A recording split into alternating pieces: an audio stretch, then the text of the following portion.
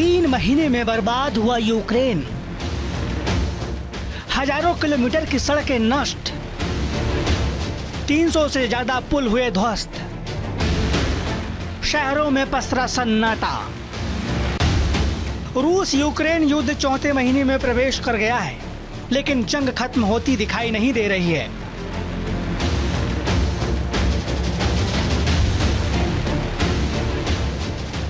युद्ध किस तरफ जाएगा किसी को नहीं पता।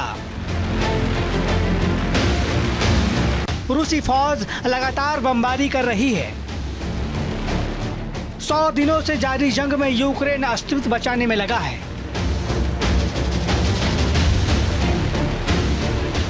रूस ने यूक्रेन के 20% क्षेत्र पर कब्जा कर लिया है। ये दावा खुद यूक्रेनी राष्ट्रपति व्लादिमीर जेलेंस्की ने किया है। जेलेंस्की ने बताया कि रूस उसकी धरती को बर्बाद करने में आमादा है।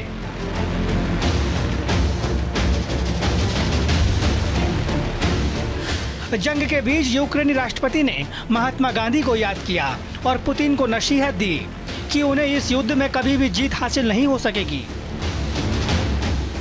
महात्मा गांधी को कथन को दोहराने के लिए जेलेंस्की ने कहा कि शक्ति डर के अभाव में निहित है, न कि शरीर की हड्डियों की ताकत में। पहले वो तुम्हारी उपेक्षा करेंगे, फिर वो तुम पर हंसेंगे, फिर वो तुमसे लड़ाई करेंगे, लेकिन फिर तुम जीत जाओगे। इस बीच यूक्रेन लगातार अलग अलग देशों से रूस के खिलाफ समर्थन मांग रहा है।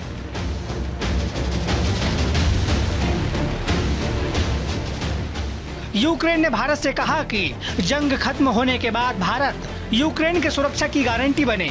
राजनयिक सूत्रों के मुताबिक यूक्रेन ने कुछ अन्य देशों के साथ मिलकर इस बारे में भारत से संपर्क साधा है।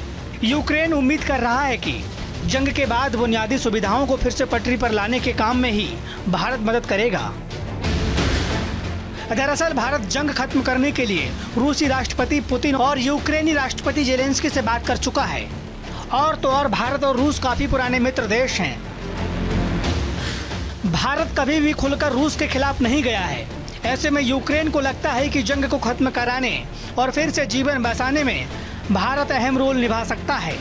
साथ ही यूक्रेन उम्मीद कर रहा है कि भारत से दवाएं, तकनीकी और आर्थिक मदद भी मिल जाए। 230 टन दवाएं भेजी जा चुकी है। मानवीय मदद से जुड़ी अन्य चीजें भी भेजी गई है।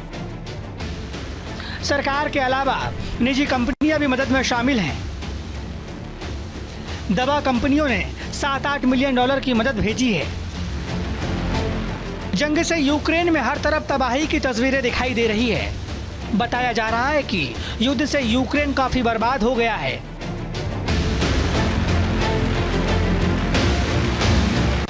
कीव स्कूल ऑफ इकोनॉमिक्स के एनालिटिक्स डिवीजन की रिपोर्ट के मुताबिक 24,000 किलोमीटर सड़कें नष्ट हो गई है। 300 पुल पूरी तरह से बर्बाद हो गए हैं। यूक्रेनी अर्थव्यवस्था को लाखों करोड़ों डॉलर का नुकसान हुआ है। इस बीच बताया जा रहा है कि 24 फरवरी यानी जंग की शुरुआत के बाद जो लोग पलायन कर गए थे, उनमें से कुछ लोग वापस अपने इलाकों में लौटने लगे हैं। कीव से 58 मील दूर खुकारी गांव में लोग लौटने लगे हैं। बिजली और पानी जैसी मूलभूत सुविधाओं की बहाली हो गई है। मिसाइल हमलों से तबाह बिजली के खंभों को वापस लगाया गया है। कुछ लोग अपने घरों से मलबा साफ करते दिखाई दे रहे हैं।